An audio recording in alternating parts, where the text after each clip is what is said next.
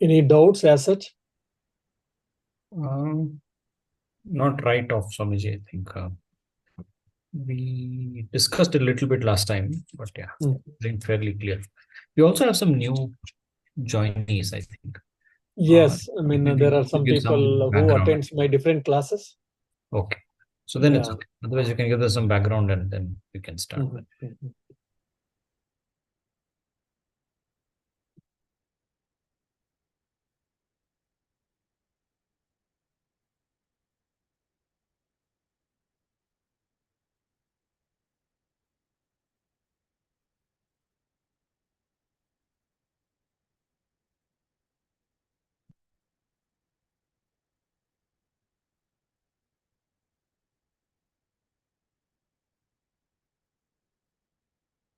Shall we start then? Yes, Swamiji, we can start.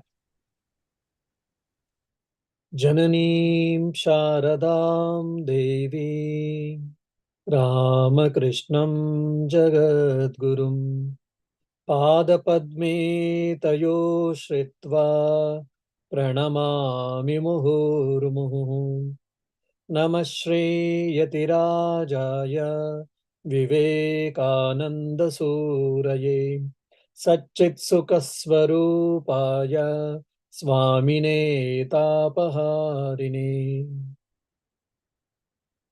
Dear devotees, in Drik Drishya Viveka, the discrimination between the seer and the seen, so the main text of the work has been over in the 31 verses. The nature of three seers and the three seen, and what is the cause for the samsara or ignorance has been seen. Etymologically, or I mean, epistemologically or philosophically, we discussed all these things. And the author concludes the topic by the practice.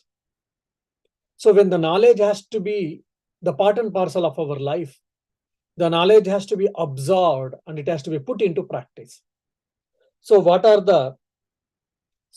the ways how by practicing which we can realize, we can experience the time, the self, or rather by which one can remove the ignorance part has been discussed. Now, interestingly, the author discusses the same truth that I am the self, aham brahmasmi, from the different perspective. So this is called prakriya in a technical language. Prakriya is a way to approach the truth. Generally, for an example, if you see Taittiriya Upanishad, Panchakosha Viveka, we have seen. In Mandukya Karika, Avastatre Vichara, we see. So all these are nothing but prakriyas.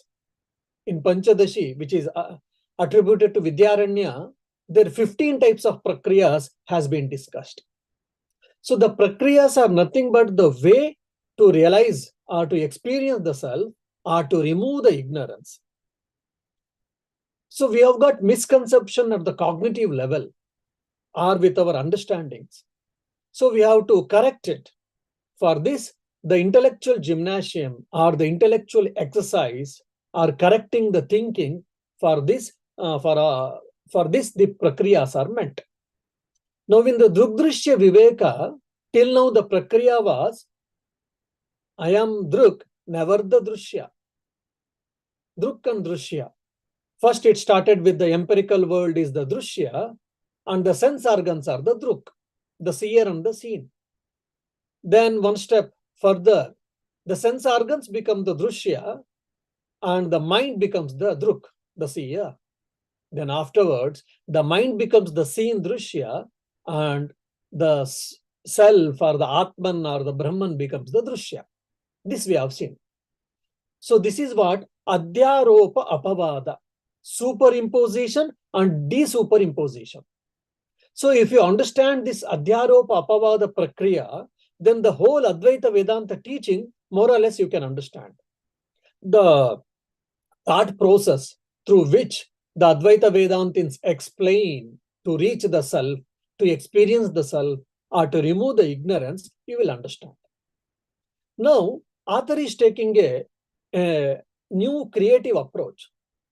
I mean, new creative approach is nothing new here actually. Whoever studied the Upanishads or the Advaita Vedanta in detail, all of us will be knowing. So it's only a new approach we can say from the Drik Drishya Viveka point of view. The author starts explaining, for understanding sake, he says that the individual has been categorized as three types of jivas, three types of beings. One is Paramarthika Jiva, original consciousness, then Vyavaharika Jiva, and then Pratibhasika Jiva. The second and third is the reflecting consciousness experienced in the waking state and the reflected consciousness experienced in the dream state respectively. So we shall try to go into details when we discuss the slokas. Now, one more pertinent question may come for all of us. If you are seriously studying Advaita Vedanta, definitely at some point of time, this question will come for all of us. Now, our nature is Brahman, that is Satchidananda. Existence, consciousness, bliss absolute. And I was always Brahman or Atman, I am Brahman or Atman, and I will be Atman or Brahman. So, which is eternal, which is immutable, which is changeless, and which is Nitya. If that is the case, so if I am Atman or Brahman, which is eternal, and there was no time that I was not Atman or Brahman, and there is no time I am not that Atman or Brahman, and there will be no time I am not that Atman or Brahman, then where is the question of this Jiva? Individual being, individual self comes. Because if I am the witness, Sakshi, or the Brahman, then I cannot be Jiva. Where is the question of Jiva comes at all? And if I am Jiva, for discussion's sake, if we consider that I am the Jiva, then I cannot be Brahman. Jiva cannot become Brahman. So this is a philosophical paradox. Brahman has to be Brahman only. Brahman cannot become Jiva. And then why this all discussion then? Or for discussion's sake, okay, now I have become Jiva, I will struggle or I will read Advaita Vedanta, I will practice whatever they have said, and I will become Brahman. If you say, no, that is also logically not possible. Then why all these discussions? For whom all these discussions? This question may arise in a student's mind, in an aspirant's mind. So to give the philosophical answer, now the next few shlokas are discussed. Avichinnaha chidavasaha trutiyaha swapnakalpitaha vigneyaha trividaha jivaha tatradyaha paramartikaha. So there are three types or concepts about the embodied being. One is pure consciousness. That is called Paramarthika Jiva. In the English, if you want me to translate, it is the virginal consciousness. Paramarthika Jiva, virginal consciousness. The second is the Jiva which is associated or which is experienced during our waking state. Now, say for an example, I am taking a class and you are all hearing the class. And I hope all of you are awake after hearing my, Aprokshanubhuti, Drik Drishya Viveka class. So that means you are the waker. Why? Because you are experiencing my words in the waking state. So this particular Jiva has been named as Vyavaharika Jiva. Transactional being or the reflected consciousness, which is available only in the waking state. Only in the waking state is what important. The reflected consciousness, which is available only in the waking state. Now, either while hearing class or after some time, because already 7:30 in India, after 2 or 3 hours, you go to sleep. During your sleep, some dream comes. some dream comes. During dream, your mind is creating the world. Experiencer, experience, and experienced. All the three roles has been taken by the mind alone, which we all know that. And that individual self, the experience of the individual self at the dream state is called pratibhasika jiva. Reflected consciousness, second reflected consciousness, RC1, RC2. So first type of reflected consciousness, which is the experiencer, experienced during the waking state. And the second type of reflected consciousness are the jiva, or the individual self, which is experienced only in the waking state. Now the question may come for all of us, what about Sushupti then? What about the deep sleep? The beauty of the deep sleep, if you see, actually their mind is dormant. Mind is inactive. Though Vedanta says that mind is not completely inactive, but some portion of the mind, may say like 2 or 3 or 5% of the mind is active. That's the reason when we get up, when we wake up, we have got a knowledge that we had a deep sleep. Anyhow, their mind is dormant. Since mind, the reflected medium is dormant, there is no experience of the individual self at all. There is no experience of the jiva or jivatma at all in the sushupti. So this is what you have to understand. Now, what are these three types of jivas? What are the nature of these three jivas? The one, paramarthika jiva, original consciousness, which is Sat Chit Ananda, existence, consciousness, bliss absolute only. And this original consciousness is not available for any transactions.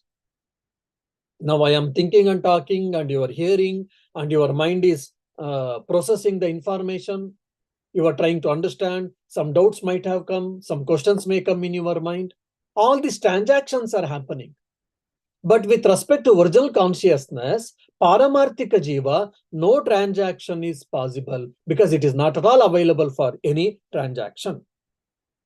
It was surviving, or rather it was existing before the birth. After the birth, it exists. Even after the death, it survives. And there is no change quantitatively or qualitatively in the original consciousness. Either after the death of the human being or even after the dissolution of the universe, the destruction of the universe, still this original consciousness survives. Original consciousness exists. It is pure subject. It is never the object. Even we cannot say that it is the experiencer also.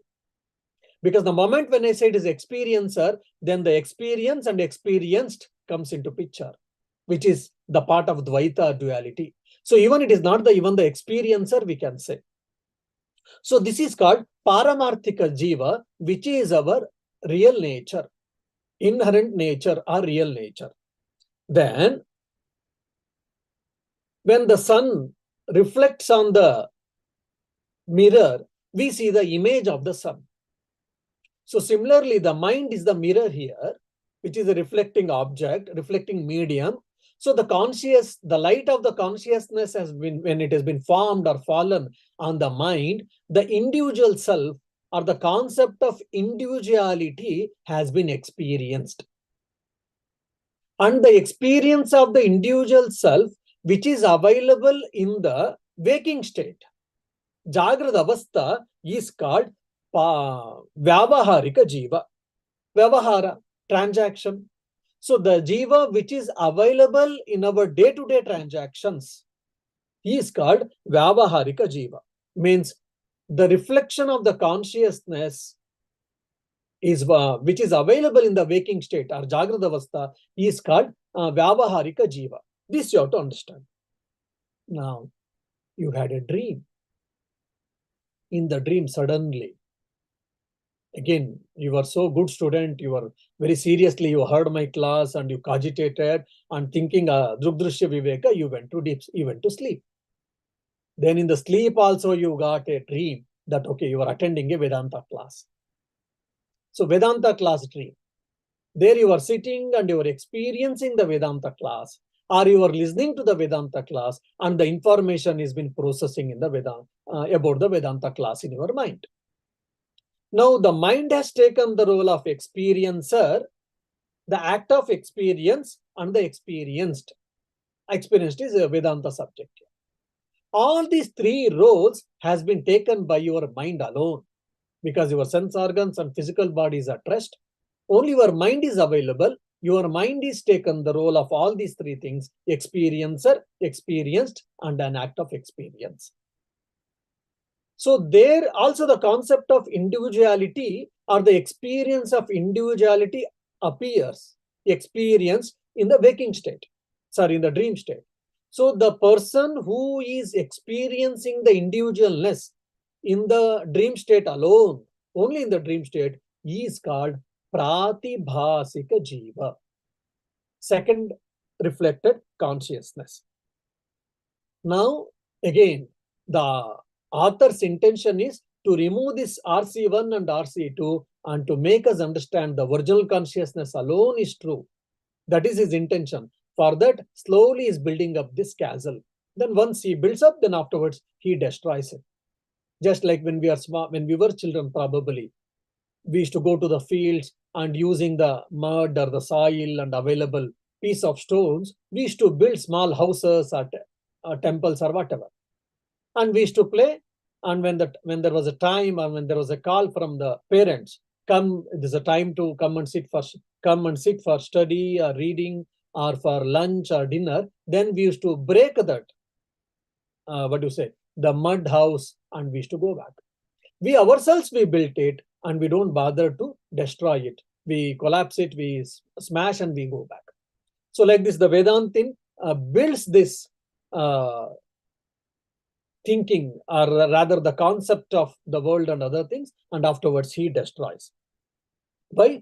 Because the misidentification or the wrong cognition or the wrong understanding is at the level of intellect. So whatever we know, he tells, yes, this is the thing, and this is the reason for this is the way we have to understand. This is the reason, cause, source, he says, and afterwards slowly he takes us back and he makes us to understand that whatever we were thinking, whatever I am thinking or I was thinking, it is the wrong cognition or wrong notion. So it is explanation for wrong thinking will be given now. Now, again, one more question may come.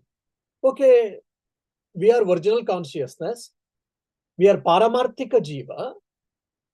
Fine. Then how can we experience? Because our experience at this given point of time, it is very true that the Vyavaharika Jiva and Pratibhasika Jiva, how is it possible? I am always, if I was and I am and I will be only original consciousness, Paramarthika Jiva alone, then how this Pratibhasika Jiva and Vyavaharika Jiva is possible? How this reflected consciousness 1 and reflected consciousness 2, how is it possible? It is a hypothetical argument, or it is a mere poetical imagination, or is it true? How this absolute Brahman or absolute self can appear or can be experienced as the waker and the dreamer? How is it possible? That question may come for all of us. So now, the nature of Paramarthika Jiva, nature of Vyavaharika Jiva, nature of Pratibhasika Jiva will be explained in the further slokas. Avachchedaha kalpitaha syat, avachchedyam tu vastavam. Tasmin jivatvam aropat, brahmatvam tu swabhavataha. Limitation is illusory, but that which appears to be limited is real. The jivahood is due to the superimposition of the illusory attributes only. But in reality, the Brahman is alone is true. Now, we have to understand 3 types of Vada, 3 types of discussions are there in the Advaita Vedanta.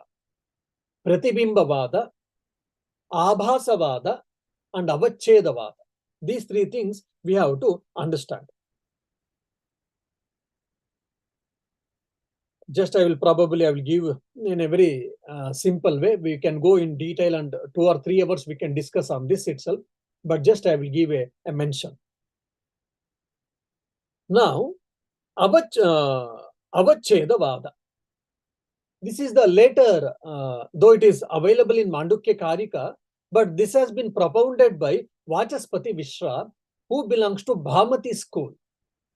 Bhamati school is one of the school of Advaita Vedanta. Now, you may get puzzled. Oh, there are different schools even in Advaita Vedanta. Yes.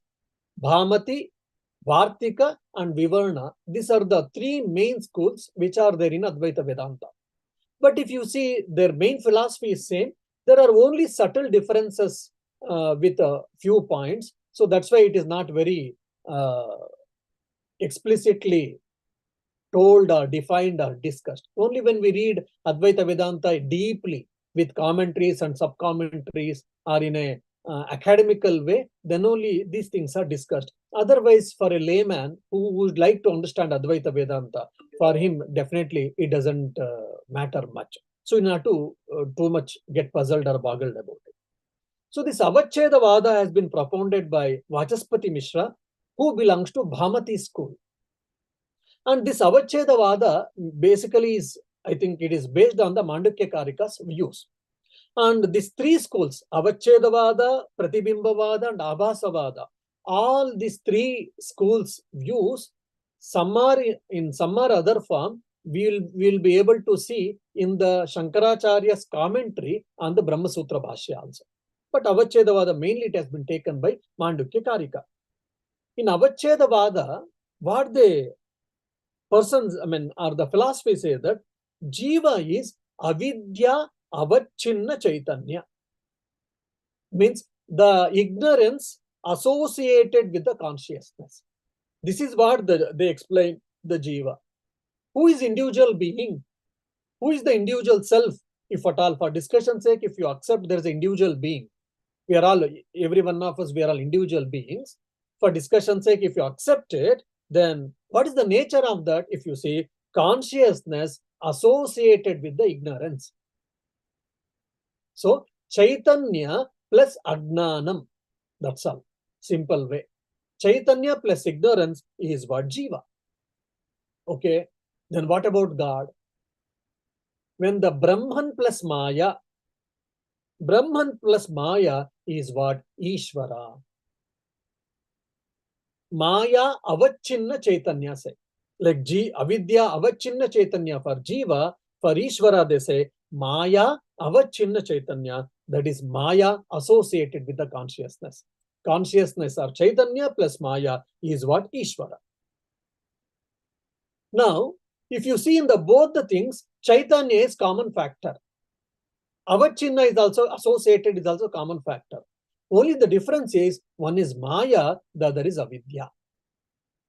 Only so Maya plus consciousness is what? Ishvara. Ajnana plus consciousness is Jiva, according to Avachedavada. Now, there is one more Vada which is called Pratibimba Vada. Pratibimba means reflection. So, reflection theory it is. So, this has been propounded by Prakashatma Muni. This Prakashatma Muni is the disciple of apostle of Shankaracharya. Shankaracharya, if you see, there were 4 main disciples who are the 4 pontiffs of 4 Shankaracharya mats. So among them, there is called Vivarna school. And in the Vivarna, Prakashatma Muni comes in that Vivarna school. He has propounded the Pratibimba Vada. Here, what he says, he defines Jiva Agnana Pratibimba Chaitanya.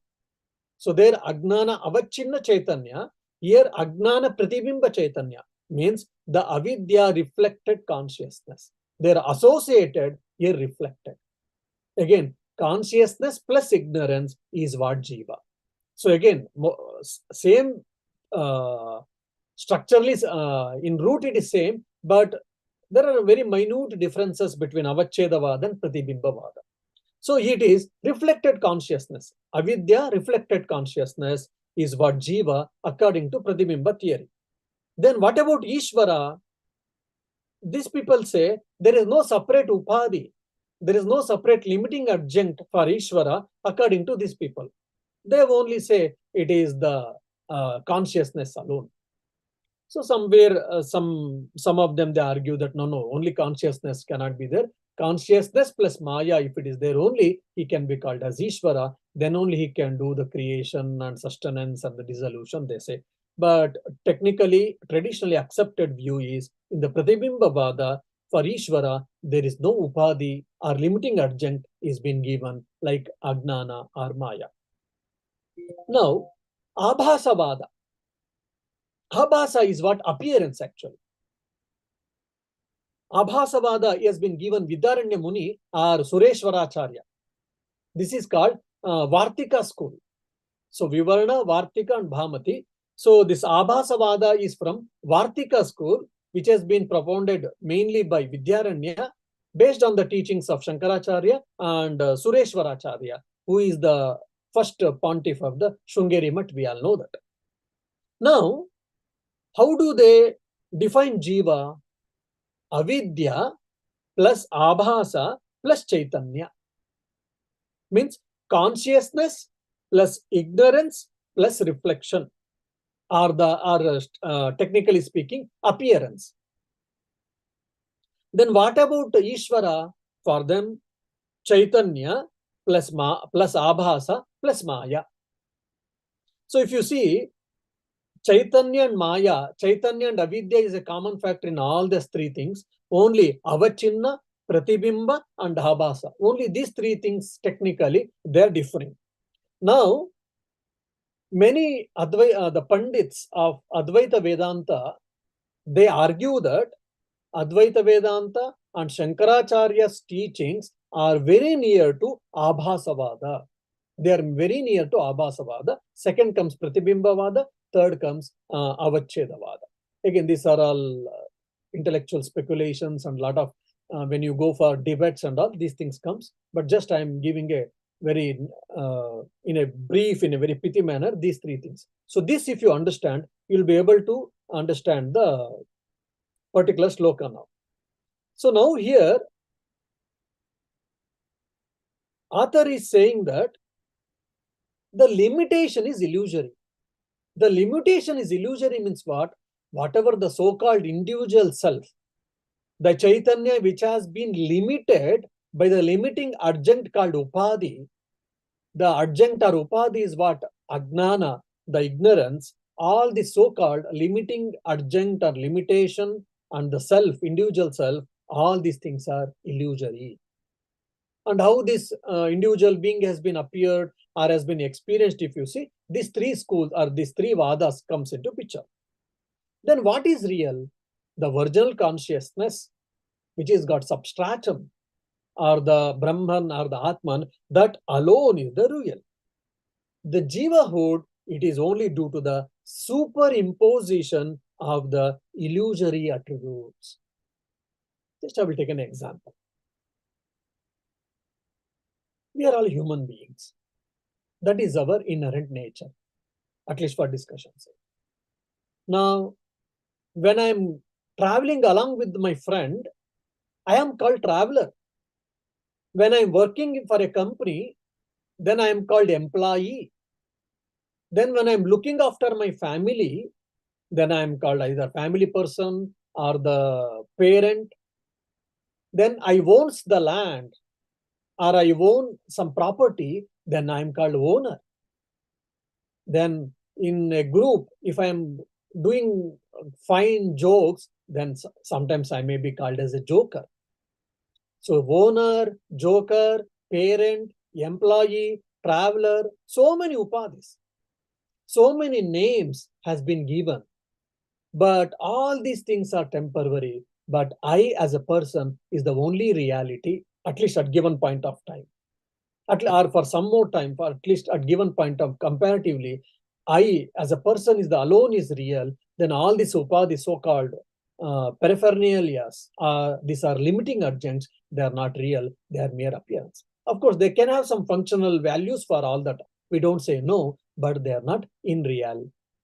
So similarly, the Brahman alone is real, because Brahman has been appearing as individual self because of the limiting urgent, because of the upadhi, which is called ajnana, or the ignorance. For example, if you know, there's an interesting story in the Ramayana. One fine day, it was a full moon day, Kausalya Devi was feeding Rama, it seems. Night it was. So Rama was, during dinner time, Rama was fed in the open portico. Rama was fed by Kausalya Devi. As we know in the our Indian tradition, so generally when we were fed by our mothers, we generally, the moon, Chanda Mama, was shown for all of us. Oh, there is uncle called Chandra, so please you see, and we used to feed. We used to be fed. So similarly, Kausalya Devi also was feeding Rama by showing the Chandra, moon, as your uncle Chanda Mama. Suddenly, Rama started asking or demanding, it seems. Rama started asking or demanding that I want Chandra Mama. Because he's my uncle, I want him immediately.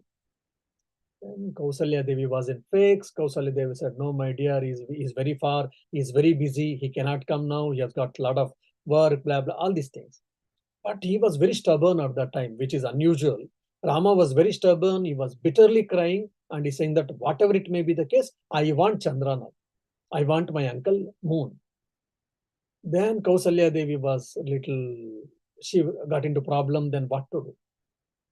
Then Manthara, we all know that she was the servant, maid servant of the Kaikeyi. She brought a small bucket of water, or maybe a small pot of water. And she kept in the open portico. What happens? We all know that the reflection of the moon had fallen in the pot of water. Then Manthara said, look, Rama, you wanted Chandra, please, here is there, but you have to be careful. You have to carry along with the pot. So in a childish way, she might have told Rama as a small kid or baby.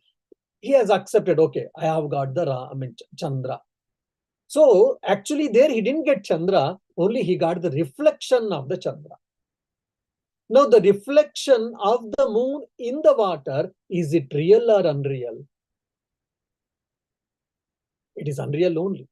But for transactional reality, it is real because there is a reflecting medium. But if the reflecting medium is not there, then the moon also ceases to exist.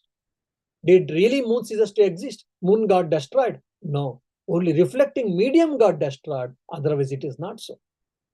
Now, just as a play, if the Rama, as a baby, if it touched the water, if he shook the water, then the water would have been, what you say, a wave would have created. Water was shaky. Then the reflection of the moon also gets shaky. So when the reflection of the moon is also getting shaken, then is it really moon is getting shaken? No. Moon is unperturbed by any of these things. But because in the reflecting medium, there is a change. So it appears that even the image which is appearing in the reflecting medium, it is also getting shaken. So similarly, I am happy, I am unhappy. I am good, I am bad. I am very enthusiastic, I am jovial, I am morose, I am depressed, I am energetic. All this, whatever we say, which are nothing but the modes of the mind or the emotions or the feelings, which are all pertaining to the mind. These are all the qualities of the mind, but it is none of them is mine actually. Neither I am enthusiastic, nor I am morose.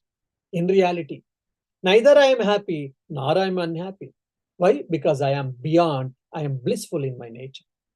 But unfortunately, the child thought that because there was a shaky in the water, so the moon is also getting shaken or whatever, there was a distortion of the image of the moon, then the baby thought, okay, there's a problem with the moon or whatever. Moon has been damaged or whatever. So similarly, the example looks so simple, but when it has been taken into our Vedanta also, the same plight or the same thing, the same problem is with for us also. The limiting, reflecting medium called mind is there in front of us. Just like water has been shaken, moon is also getting disturbed. So similarly, whatever the nature of the mind is there, all these are been superimposed or attributed to myself, and I am thinking mistakenly that I am happy, I am unhappy, I am good, I am bad, I am right, I am wrong. All these dualities, which are the functionalities of the mind, but we are attributing to the self. So here, that is what ajnana, or which is the limiting agent called upadhi. So then what is real? Sachidananda, the Atman or Brahman alone is real. Virginal consciousness alone is real. The other two are illusory.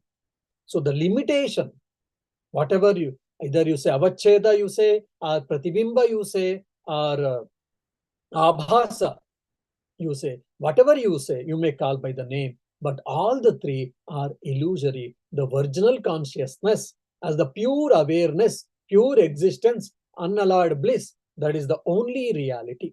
So this is what the author is going to establish in the forthcoming shlokas. We shall try to understand.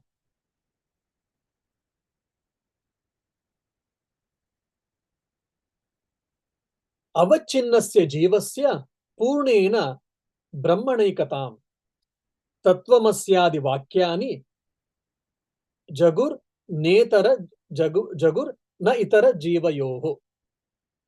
Means such Vedic statements as Tattvamasi, you are that thou art, declare the identity of the Brahman with the Jiva, who appears as different from the standpoint of theory of limitation, Avachedavada, but it does not agree with the other views of Jiva. So the seer number 3, Drik, which is called virginal consciousness, that alone is real. That is what we saw in the previous sloka. So the Brahman and the Atman as Satchit Ananda alone is real. Then the reflected consciousness 1, reflected consciousness 2, Pratibhasika Jiva and the Vyavaharika Jiva, it is only illusory, it is only an appearance. That we saw. The same thing has been explained here. Because of the reflecting medium called mind is present, so there is a reflection, the reflection of the consciousness, the reflected consciousness, which is experienced during the waking state, is called Vyavaharika Jiva. The reflected consciousness, which is experienced in the dream state, it is called Pratibhasika Jiva. So this has been known. Now, what is the, how can we believe this? What is the way to prove this, if you ask? Because I'm experiencing the waker, as a waker I'm experiencing, as a dreamer I'm experiencing. These two things I can understand. But you are saying that I am not neither of these two, but rather I am just virginal consciousness, which is beyond all this body and mind complex, which I am unable to comprehend, or I am unable to understand at this given point of time. So now what is the proof for the existence of the virginal consciousness, if you ask? So the author is telling that Shastra Pramana, scriptural testimony. Through scriptural testimony alone, we can prove at this given point of time. Afterwards, it becomes a matter of experience. That's what we see in the life of Sri Ramakrishna, Vivekananda, Ramana Maharshi, Aurobindo, in all the great saints' life. So at this given point of time, scriptural testimony is the only thing. Like for example, the Upanishad says that Tattvamasi, you are that, or aham brahmasmi, I am that, pragnanam brahma, the consciousness alone is Brahman. All these scriptural statements are the testimony for the existence of the virginal consciousness. So scriptures always supports only virginal consciousness, and the other reflected consciousness and the reflected consciousness 1 and 2 are just mere appearance or illusory. So that doesn't, they don't hold these two things. Means the theory of individuality has been crashed or has been defied.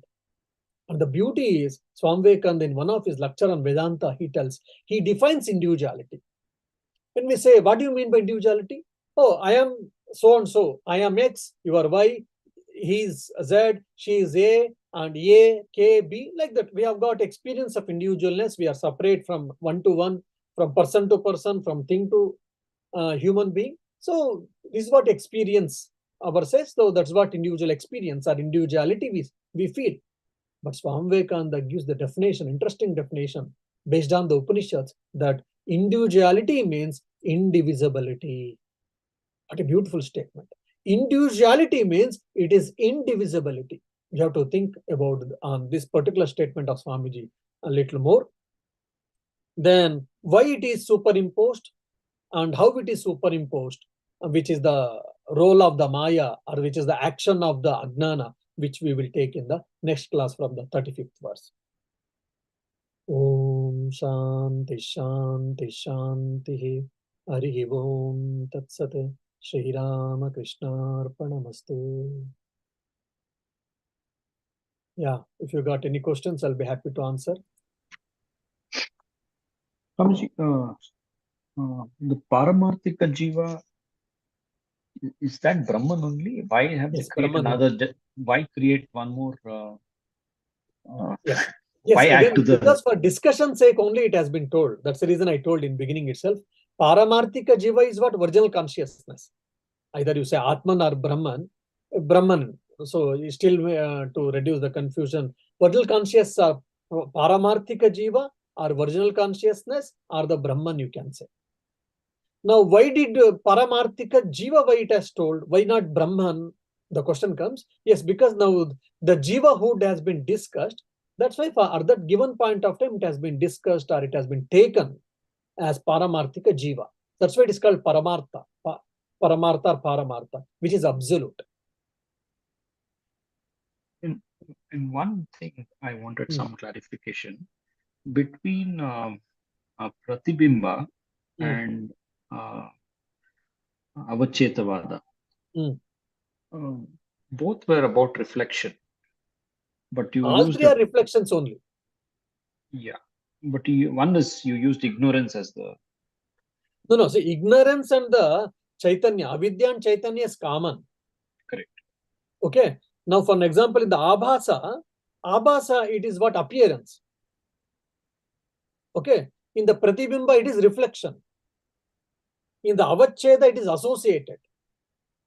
Correct. So between appearance and reflection, I'm unable to understand what is the fine line here. Reflected, I understand. Appearance means, does it mean that there is it because there's a form that we are saying this is a separate jiva? Yes. Like a reflection is individual, while the. Yes, the reflection of individuality is now, reflected for example, consciousness. Like now 20 people are attending the talk. Say 20 individual beings are there. Means one self or the Brahman is appearing as 20 beings.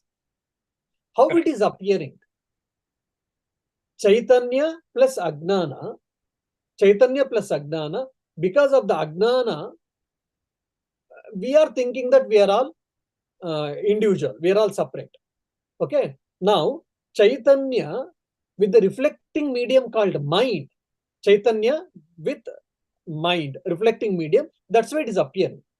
Now there's a reflective consciousness. Abhasa is appearing. Why the Chaitanya is appearing as so many? Because Chaitanya is appearing as so many because of ignorance. This is what appearance theory, that is Abhasavada.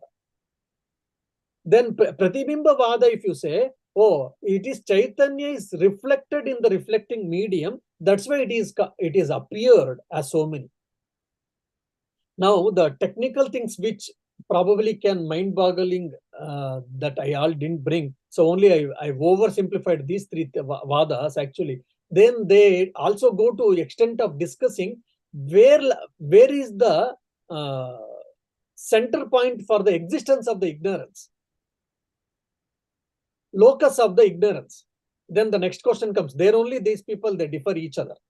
So some say that the locus of the ignorance is Brahman only. Some say that no, locus of the ignorance cannot be in the Brahman. Locus of the ignorance should be in the Jiva only. Now, what does it make? It doesn't make any difference, or it doesn't really matter, or doesn't really I mean, sounds good or sounds right. What does it? It doesn't have any much difference, you may think actually. But when we go a bit deeply with taking the help of commentaries and sub-commentaries, when we read technically all these things, the hairline differences will be understood between these, what do you say, vadas actually. Maharajji, I have a question. Yeah, just I'll finish this question and I'll come back to you soon. Yeah. Yes, Amit, is it okay for you? Or still you are Yeah, not clear? it's fine. I mean, one is the mind is the medium for reflection, and hence each jiva is separate. And another one, the appearance is, the mind is creating an appearance of differentiation. That is why each jiva is separate. Yeah. Yes, so when consciousness is associated with the mind, which is limiting agent or the upadhi, that's why I'm experiencing. Either it is reflected or associated or it is appeared. All three because of the ajnana only. And all three happens only because of the mind only. But the only question come or they differ that where is the locus of avidya? Yeah. Understood. Yeah. Thank you. Maharajji, can I ask? Can I ask? Yeah, please. Maharajji, we just now heard about the waking state, sleep state, and the deep state vis-a-vis the mind. Now, when in the waking state, our mind keeps jumping from one event to other, and so many things that we all know. It's difficult to control it, and we can control it only through a proper meditation and all that thing. But in the sleep state, or even in the deep sleep state, do I understand that the mind plays a different role? Because whatever is happening in the dream state during the sleep state, their things are totally unreal. So does the mind play a different role there? How does the mind actually play its role? Okay. See, first and foremost, you have to understand, in the deep sleep state, your mind, your sense organs are not working. Okay. Your self exits, no doubt. Your self is existing. Chaitanya is existing, and all others are inactive. Your mind, your sense organs, and physical body. Of course, there are mechanical actions like blood circulation, respiration goes on, digestion, all these things. Mechanical actions goes on, but all your sense organs, mainly motor organs and organs of knowledge, 10 sense organs, and your mind is dormant. I mean, it is inactive in the deep sleep state. Okay. Now, when it comes to swapna, that is a dream state, there your sense organs, 10 sense organs are in inactive state, but your mind is active. Your mind alone is active. Now you are experiencing different type of dreams. So these dreams are based on the experience which you have accumulated during the waking state. Then the question may come for you, Swamiji, I had an experience or I had a particular dream. I had never seen that person in my life. I don't remember how much ever I thought, but still I saw him. There are many reasons. You might have seen XYZ, you don't remember, and during a conscious state, either today or yesterday or after a year before or 10 years before. Or even previous year you might have seen, previous life you have seen, and suddenly now that has come into picture. Or some in a conscious time, that is a waking state, so many experiences will be accumulating. Sometimes there will be kichudi, that will be from here, from every experience, some part will be taken and mind will mix it and it will present in us. So that's why we get a very weird dreams and which with full of palmail or confusions. But their mind is active, your sense organs are not active. And when it comes to waking state, your body, your mind, your sense organs, all are active. Did you understand the difference between the three states of experience? That is deep sleep and dream state and the waking state. This, if you understand properly, then you'll be able to understand. But then there are certain dreams where it is a total fantasy. I mean, neither it has been a real or it cannot be real also. So how does the mind play a role there? There is no role. The mind is behaving its action. See, there is when you say that because of your liking, suddenly you got a dream late where $100 million you got it. You may say it's a good dream. And suddenly in the dream, let God forbid, let it not happen. But in the dream, suddenly you lost all your property. And you say that you are a bad dream. Oh, that is a bad dream, Swami. Neither good dream doesn't have any value, nor bad dream doesn't have value. Then why do you think about, or why do you give value to the dreams at all? It is a dream. It doesn't have any value at all. Or it does not give any value to, doesn't give any value to it. Either it's called good dream or bad dream, wonderful dream or worst dream. It is a dream. It doesn't have any reality. Isn't it? Then why to think about it? Instead of that, let us go beyond that. But Maharaj, in Kathamrita, Thakur has told that I don't remember the name of the devotee who actually dreamt about Chaitanya Dev. And then someone was telling that the Chaitanya Dev dreaming is actually, you have, it is a hallucination or something like that. But Thakur told, no, even Chaitanya Dev a dream. It was খুব ভালো, some expression like that. Thakur contradicted. So when we are leading a spiritual life seriously, that is also a dream. Yeah. When we get a dream of gods and goddesses, that is encouraged. That means what? Consciously, you are trying to do your spiritual practices well. Okay. Why you are getting a vision of a dream of Chaitanya Dev? Why are you getting a dream of Ramakrishna, Sharda Devi, or any gods and goddesses? That means your mind is filled with. During your conscious state or during your waking state, your mind is thinking more of God. So that's why even in the dream state, during your subconscious thoughts also has been confined to or with respect to God, which is encouraged for a spiritual life, that we are going in a right direction. So it is a sort of encouragement, that's all. That doesn't mean that we should give too much value. Sri Ramakrishna himself has said, so you should, okay, there's a good thing, it is encouraging, but you should not give undue importance for all these things. Sri Ramakrishna himself has said. Yeah. Namaste, Swamiji. Namaste. Is there time for a question? So I wanted to ask about the same, the Pratibhasika Jiva, which we were talking about today. See, there, even the Pratibhasika Jiva can do Vedic contemplation. In the dream, it's possible for the Pratibhasika Jiva to do Vedic contemplation. And is it possible for the Pratibhasika Jiva to realize the Brahman, Swamiji, through Vedic contemplation?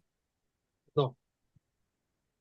It's not possible. Why? Because the Pratibhasika Jiva, what it contains, what it behaves, how it behaves, it all depends on Vyavaharika Jiva. The accumulation of the impressions which has been accumulated, the impressions which has been accumulated in the Vyavaharika state, that is in the waking state, based on that only your Pratibhasika Jiva takes the form. That is, your mind takes the form and it creates the world and all your experiences. So that is completely depending upon your waking state. Yes. Isn't it? So it cannot get liberation in the dream. You, of course, if you are thinking too much about liberation, you may get a dream of liberation, but it is a dream again. Because even right when now, it is a dream and it doesn't have any real existence, then I don't think we need to give much value to all these things. As I said already with him, if we are getting a dream on Vedanta, dream on Vedantic classes, dream on gods and goddesses, it is nice. It is appreciable because we are going in a good direction, right direction, that we are thinking more of spirituality, God and goddesses or whatever.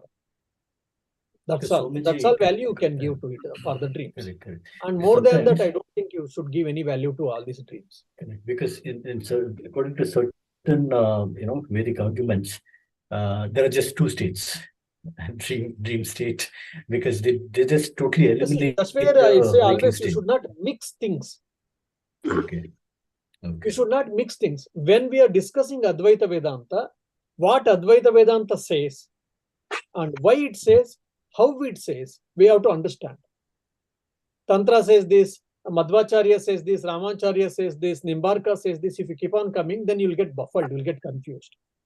And we do a lot of unnecessary comparisons. Okay. We try to Okay. read little Ramakrishna, little Shankaracharya, little Madhvacharya, little Ramanujan. Our mind is naturally, it is tend to, we keep on comparing and crossing each other. So traditionally it is told when you are studying a system of philosophy, at least to get to particular extent, a hold on that, you should keep on reading it without thinking of other schools of Vedanta, other philosophies. Just you try to study as it is and understand. Then once you are well established or well informed, then you can compare with other philosophies, other philosophers. Thank you, Swamiji. Namaste. Swamiji, namaste.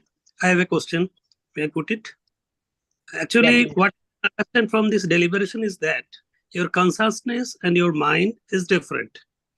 yes. So your consciousness is covered, covering the mind. Your consciousness is covered by the mind like a pearl, as a pearl is being covered within the water of ocean. So Okay. how to fetch, ma'am? I have to fetch it, sir. Being in the family life, being means within the Maya, how we can fetch that pearl in the right direction? So that I think last 2-3 classes, if you hear, which is on YouTube, then author has discussed 6 types of meditation techniques. Author has given according to the Vedanta. So 6 types of meditation techniques I have discussed last 2-3 classes, which are available on YouTube in the Om Charaiveti channel.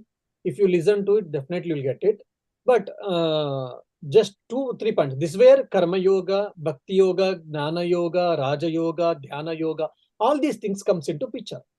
So these are the spiritual practices, spiritual paths given by scriptures or given by the incarnations and the prophets.